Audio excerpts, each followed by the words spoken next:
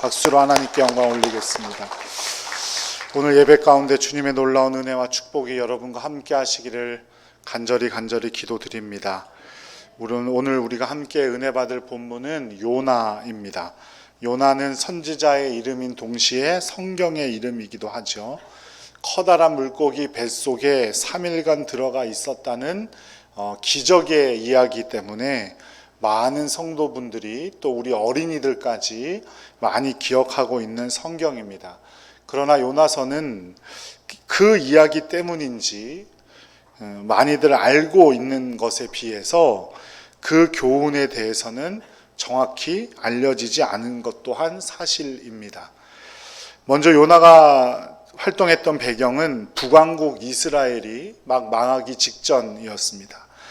이스라엘 세 번째 왕이었던 솔로몬이 죽고 난 후 아들 르호보암이 왕위를 이어받게 되지만 계속된 왕궁과 성전 건축에 지친 10개 지파 사람들이 여로보암을 왕으로 세워서 따로 독립을 하게 되죠. 그 나라가 북왕국 이스라엘이고 계속해서 다윗과 솔로몬의 혈통을 따르던 왕을 섬기던 2개 지파로 이루어진 나라가 남왕국 유다입니다.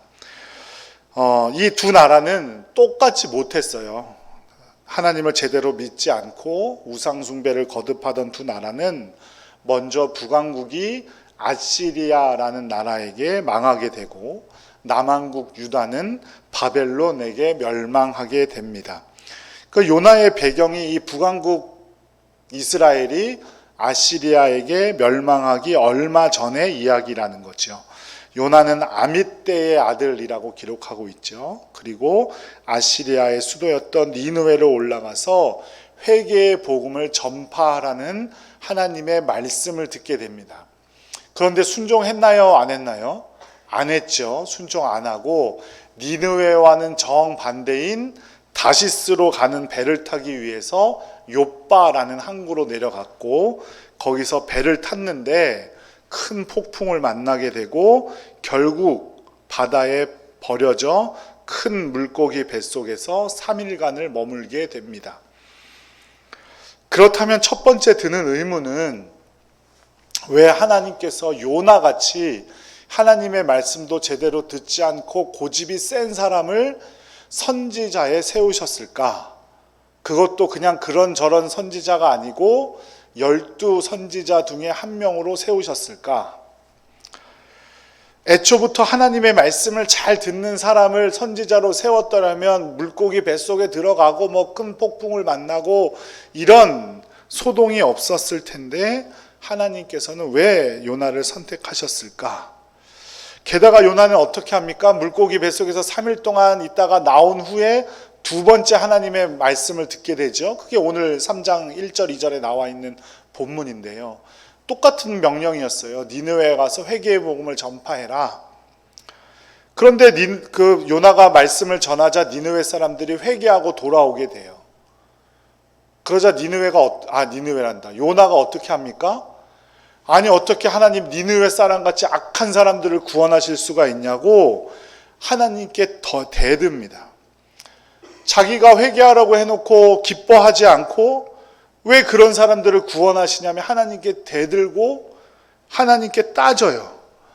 그리고 그 성을 냈는데 그 성에 못 이겨서 차라리 내가 죽었으면 좋겠다고 그런 말까지 하던 사람이 요나였어요. 하나님은 왜 이런 사람을 택하셨을까요? 그리고 니느웨가 아시리아의 수도가 니느웨거든요. 그러니까 니느웨가 망하면 아시리아도 망하는 건데 그러면 아시리아 사람들이 북왕국 이스라엘을 쳐들어오지도 않았을 테고 왜 이런 나라를 살리셔서 북왕국 이스라엘을 그들의 손에 의해서 망하게 하셨는가 하는 또 질문이 생기게 되는 겁니다. 그런데 요나서는 정확한 해답도 없이 그냥 거기서 끝나버려요. 그렇다면 요나서의 교훈은 무엇인가? 그 교훈을 알 수 있는 본문이 딱 한 구절이 있는데 그게 바로 우리가 함께 읽은 요나 3장 10절 말씀이에요. 함께 읽어보도록 하겠습니다. 하나님이 그들이 행한 것 곧 그 악한 길에서 돌이켜 떠난 것을 보시고 하나님이 뜻을 돌이키사 그들에게 내리라고 말씀하신 재앙을 내리지 아니하시니라. 하나님이 요나 같은 사람을 선택하신 이유, 니느웨를 살리신 이유 모두 3장 10절에 들어있어요. 무엇입니까? 돌이켜 떠났기 때문이에요. 하나님은 떠난 니느웨 사람들의 회개를 받으신 것이고 그것이 하나님의 심판을 피할 수 있는 방법이었던 것이죠. 그렇다면 우리에게는 요나나 니느웨 사람들과 같이 우리는 어디서 돌이켜 떠나야 하는지 오늘 요나서 말씀을 통해서 함께 은혜 받고 믿음을 결단하는 귀한 시간 되기를 간절히 축복합니다. 우리가 떠나야 할 것 첫 번째는 무엇이냐면 우리는 죄악에서 돌이켜 떠나야 합니다. 하나님께서는 요나에게 니느웨 사람들을 향하여 죄악을 돌이켜 떠나라고 선포하게 하셨어요. 1장 2절 말씀, 요나서 1장 2절 말씀을 함께 읽겠습니다. 너는 일어나 저 큰 성읍 니느웨로 가서 그것을 향하여 외치라. 그 악독이 내 앞에 상달되었음이니라 하시니라. 니느웨는 악독으로 가득 차 있었대요. 악독이란 죄란 뜻인데 여기서 말하는 죄는 세상의 법을 어기는 것을 말하는 게 아니에요. 그저 무단횡단하지 말고 과속하지 말고 남 속이지 말고 남 죽이지 말고 때리지 말고 이런 게 아니에요. 여기서 말하는 죄는, 성경에서 말하는 죄는 그저 착하게 살지 못한 것을 의미하는 것이 아니라 하나님의 자리를 다른 것에게 내어준 것, 그것을 죄라고 하는 겁니다. 하나님을 믿는다고 하는 우리들도 죄라는 것을 착각하고 살아가는 경우가 많아요. 그냥 죄를 단순히 그냥 세상에서 착하게 사는 것, 남 잘 도와주는 것, 그거를 죄가 없는 상태라고 생각한다는 거죠. 하지만 성경은 그렇게 말하지 않습니다. 성경은 하나님의 자리를 다른 것에게 내어준 상태를 죄라고 하고 그것을 우상숭배라고 합니다. 로마서 3장 10절 말씀을 읽어보죠. 기록된 바 의인은 없나니 하나도 없으며 11절도요. 깨닫는 자도 없고 하나님을 찾는 자도 없고 18절도요. 그들의 눈앞에 하나님을 두려워함이 없느니라 함과 같으니라. 세상에 의인이 없는데 하나도 없대요. 그러니까 죄가 없는 사람이 한 사람도 없다는 거예요. 우리 모두가 죄인이라는 거예요. 그 죄가 뭐냐? 하나님을 찾는 자도 없다는 것이고 하나님을 두려워하지도 않는다는 거예요. 그게 죄라는 거예요.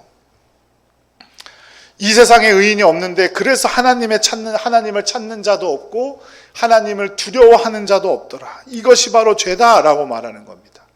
하나님보다 돈을 주인 삼고 권력을 주인 삼고 쾌락을 주인 삼고 하는 것이 죄라는 거예요.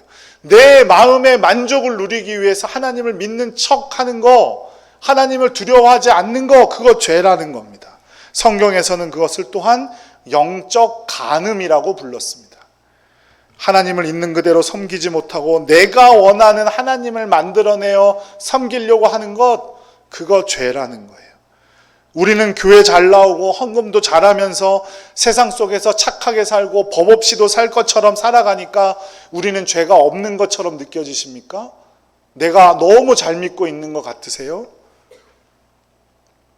그런데 성경에서 말하는 죄는 그런 것이 아니라는 거예요.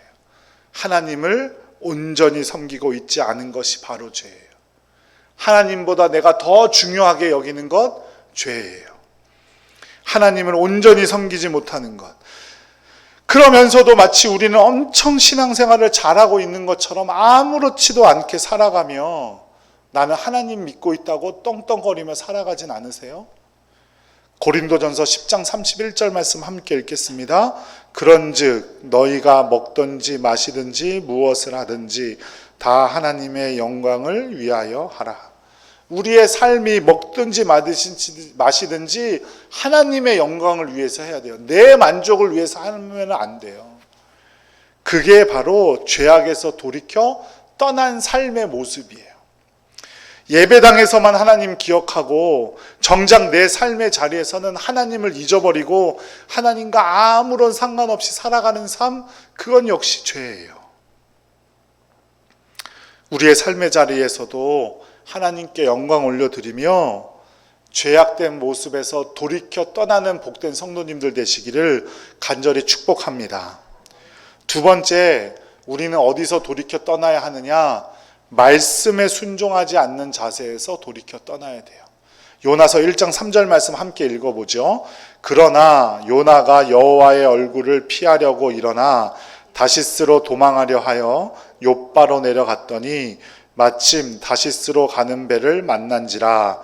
여호와의 얼굴을 피하여 그들과 함께 다시스로 가려고 백삭을 주고 배에 올랐더라. 요나는 하나님의 선택을 받은 사람이었지만 하나님의 명령과 정반대의 길을 갔어요. 자기 마음대로 하나님의 말씀과 정반대로 자기 마음대로 하나님의 말씀을 정반대로 떠나버린 거예요. 우리는 하나님의 말씀에 자꾸 무언가를 섞으려고 하는 유혹을 받게 됩니다. 왜 그러냐면 우리가 하나님의 말씀을 지켜야 한다는 건 알면서도 하나님의 말씀을 제대로 정말 그 말씀 그대로 지킬 자신은 없기 때문이에요. 그래서 자신을 스스로 합리화합니다. 성경이 한 2000년 전에 쓰여진 건데 지금 생활 모습과는 얼마나 다른데 어떻게 그 말씀을 다 지키며 살아? 그렇게 살다가는 난 아무것도 못할걸? 세상 사람들이 다 그렇게 살아가는데 내가 뭐라고? 나 같은 거 하나 좀 안 지켜도 괜찮지 않겠어? 하지만 예수님은 분명히 말씀하셨어요. 마태복음 5장 18절 말씀, 진실로 너희에게 이르노니 천지가 없어지기 전에는 율법의 1.1획도 결코 없어지지 아니하고 다 이루리라.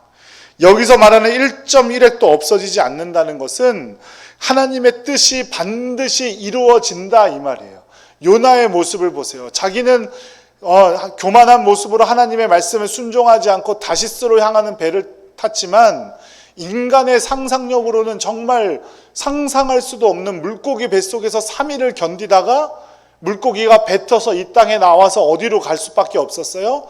니느웨로 돌아갈 수밖에 없었어요. 하나님의 말씀은 그렇게 반드시 이루어질 줄로 믿습니다. 또 요나의 잘못된 모습을 보세요. 10절 말씀처럼 니느웨 사람들이 돌이켜 회개하게 되자 요나의 반응이 이래요. 요나 4장 1절 말씀 함께 읽겠습니다. 요나가 매우 싫어하고 성내며. 도대체 왜 니느웨 사람들을 구원하시는 거냐고 하나님께 화내고 성냈대요. 하나님의 뜻은 아무런 상관이 없던 사람이에요. 그러면서 이러실 거면 또 내 생명을 거두어가 달라고 말합니다. 하나님의 말씀을 그대로 듣지 않고 자기 마음대로 생각하는 사람의 전형적인 모습이에요. 또 요나의 모습, 요나가 니느웨 사람들에게 향한 말씀을 통해서도 알 수 있어요. 3장 4절 말씀 함께 읽겠습니다. 요나가 그 성읍에 들어가서 하루 동안 다니며 외쳐 이르되 40일이 지나면 니느웨가 무너지리라 하였더니, 니느웨가 무너질 것이다. 너희가 돌이켜 행하지 않으면 니느웨가 무너질 것이다 라고 전해야 되는데 요나는 뭐라고만 전했어요? 니느웨가 무너질 것이다. 하나님의 뜻은 뭐예요? 무너질 것이다 라는 하나님의 뜻은 뭡니까? 그러니 회개하고 어떻게 하라는 거예요? 하나님께로 돌아오라는 거죠. 그런데 요나는 하나님의 말씀을 그대로 전하지 않았어요. 무너질 거다 이러고만 다녔다는 거예요. 그렇다고 니느웨 사람들이 회개하지 않았어요? 그렇지 않아요. 니느웨 사람들은 그럼에도 불구하고 회개했어요. 그것처럼 하나님의 말씀은 분명히 반드시 우리가 거절하거나 우리가 부인한다고 해도 반드시 이루어지는 거예요. 그런데도 요나는 하나님의 말씀을 제대로 순종하지 않았기 때문에 절반만 전하고 절반만 믿은 거예요. 절반이라도 믿었으니 다행인 겁니까? 그렇지 않아요. 절반만 믿다가는 오히려 그 전해야 되는 메시지와 살아가야 되는 삶을 정반대로 오인할 수도 있어요. 아까 말씀드렸지만 망할 거다라고만 말하는 것과 망할 거야, 그러니 제발 하나님께로 돌아와서 회개하고 구원받아야 돼라는 것은 천양지차의 차이인 거죠. 우리의 모습은 어떻습니까? 내가 원하는 말씀만 받아들이고 아니면 버리고 있지 않습니까? 내 시작은 미약하였으나 내 끝은 창대하리라. 이런 말씀, 축복에 대한 말씀은 듣기 좋아하면서 예수님께서 자기의 십자가를 지고 나를 따르라. 영광을 받을 자는 고난도 받아야 할지니라. 뭐 이런 말씀을 이렇게 버려두지 않으세요? 그래서는 안 된다는 거예요. 하나님의 말씀은 1.1핵도 빠지지 않고 결국 지켜지게 될 줄로 믿습니다. 그러니 하나님의 말씀에 온전히 순종하는 복된 성도님들 되시기를 간절히 바라요. 우리의 생각과 계획과 다르다고 해서 하나님의 뜻이 이루어지지 않을 리가 없어요. 하나님의 말씀은 1.1핵도 틀림없이 이루어집니다. 그러니 하나님의 말씀에 순종하시기 바라요. 순종하지 않은 요나는 어떻게 됐습니까? 큰 폭풍을 만나고 물고기 뱃속에 3일 동안 들어가는 이상한 일을 겪게 되었습니다. 우리도 그렇게 됩니다. 하나님의 말씀 순종하지 않으면 우리 삶이 편해질 것 같고 그냥 빨리빨리 뭐든 잘 될 것 같이 느껴지지만 오히려 고통과 고난과 어려움의 연속일 수밖에 없어요. 그러니 하나님의 말씀에 순종하며 살아가는 복된 성도님들 되시기를 간절히 축복합니다. 마지막 셋째는 자기 스스로 할 수 있다는 마음에서 돌이켜 떠나야 합니다. 요나가 다시스로 도망할 때도 또 니느웨를 구원하신 하나님께 화를 내었을 때도 기본적인 마음은 무엇입니까? 요나는 자신의 뜻이 더 중요했던 거예요. 자신의 생각이 이루어지는 게 더 중요했던 겁니다. 요나는 커다란 물고기 뱃속에서 회개하고 다시 땅으로 돌아오게 되었지만 계속해서 스스로 무언가를 할 수 있다는 착각 속에 빠져 살게 돼요. 그러니까 하나님의 사역을 이해하지 못하고 이해하려고 들지도 않고 내가 뭘 할 수 있는데 내 공로가 있는데 하면서 하나님의 말씀을 들으려고 하지 않는 거예요. 하지만 우리는 하나님의 용서하심이 없었다면, 십자가의 보혈이 없다면 우리는 하루도 살아갈 수 없다는 사실을 꼭 기억해야 합니다. 우리가 예배 전에 찬양했지만 우리는 오직 예수뿐이에요.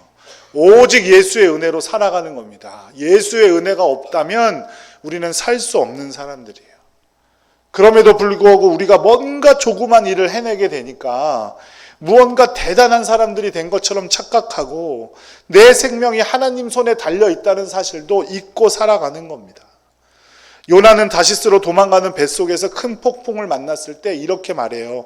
요나서 1장 12절 말씀 함께 읽겠습니다. 그가 대답하되 나를 들어 바다에 던지라. 그리하면 바다가 너희를 위하여 잔잔하리라. 너희가 이 폭풍을 만난 것이 나 때문인 줄을 내가 아노라 아니라. 그 어려운 상황에서도 요나는 하나님의 자비를 구하지 않았어요. 하나님께 회개하지 않았어요. 자기가 마치 다 알고 있다는 듯이, 자기가 마음대로 하면 할 수 있다는 듯이 자기만 던지면 다 해결될 거야. 이게 정말 회개의 모습이었다면 하나님의 자비를 구해야죠. 자신이 정말 잘못했다고 생각한다면 그렇게 했어야 됐어요. 하지만 요나는 그렇게 하지 않았어요. 나 때문이야. 나 때문이야. 내가 책임지면 돼. 그뿐이었어요. 자신의 뜻이 무시되자 이런 행동을 나타냈습니다. 끝까지 하나님의 뜻이 이루어질 거라고 생각하지 않고, 하나님의 뜻이 무엇냐고 묻지 않고 자신의 뜻을 굽히지 않았습니다. 우리 모습에도 이런 모습이 있진 않습니까? 내 뜻이 하나님의 뜻보다 더 소중하고 하나님을 내 마음대로 조정해야 직성이 풀리진 않습니까?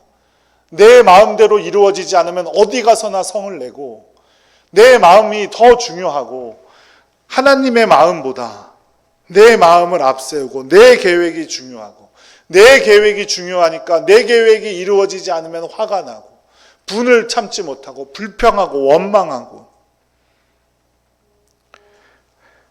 내 계획이 이루어지지 않는 것이 아니라 하나님의 계획이 이루어지는 순간임을 반드시 기억하시기 바랍니다. 요나는 자신의 잘못은 생각하지도 못하고 니느웨 사람들은 무조건 망해야 된다고만 생각해요. 자기가 무언가를 할 수 있다는 생각이죠. 자신이 스스로 무언가를 할 수 있다는 마음에서 돌이켜 떠나 오직 주님의 은혜만 의지하는 복된 성도님들 되시기를 간절히 축복합니다. 우리가 죄악에서 돌이키고 말씀에 순종하고 또 하나님을 의지할 때 주님께서는 우리에게 크신 은혜를 베풀어 주실 줄로 믿습니다. 그것이 바로 박넝쿨의 비유예요. 요나서 4장에 기록되어져 있는. 하나님께서는 큰 성임이었던 니느웨 성의 회개의 말씀을 전했던 요나가 쉴 수 있도록 큰 박넝쿨을 준비해 주셨어요. 뭐가 예쁘다고 하나님의 일을 싫어하고 하나님께 화만 내던 요나를 위해서 하나님께서는 큰 그늘을 허락하시기 위해서 박넝쿨을 만들어 주신 거예요. 니느웨가 지금으로 따지면 아마 이라크 정도나 될 거예요. 이라크 그 중동의 한 낮에 얼마나 뜨겁겠어요, 그죠? 그 뜨거운 태양빛에 요나가 쉴 수 있도록 박넝쿨을 만들어 주셨다고요. 그 말도 안 듣고 고집도 센 놈을 위해서. 그게 하나님의 은혜예요.